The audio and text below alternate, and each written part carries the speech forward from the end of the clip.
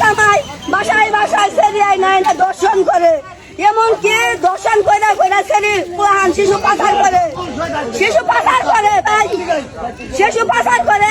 তারপরেও কেন যখন আমার বোনে আসলো তখন আমারে কেন বললো না যে মা মমতা জামাই কিন্তু খারাপ, তুমি কিন্তু তোমার মেয়েটা যেতে দিও না।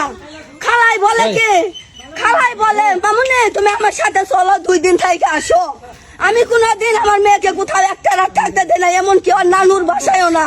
আমার ভাইয়াও আনতে চাইছে, আমার ভাইয়ের কাছেও দেই নাই। ওই দামাত কি মেয়ে না জানে তারই খালি মেয়ে হয়েছে, আর কেউ পোলাহান নেই। আমি কই না, যার যার সন্তান সেই হেফাজতে রাখো। আমি এই কথাটা বলছি ভাই। আমার মেয়ে এখন বড় হয়েছে, কোন থেকে কোন কথা বলবো কেরা আমার মানিজ্যতের ব্যাপার। ফাঁসি চাই খালি, তারেক জিয়ার কাছে ফাঁসি চাই খালি।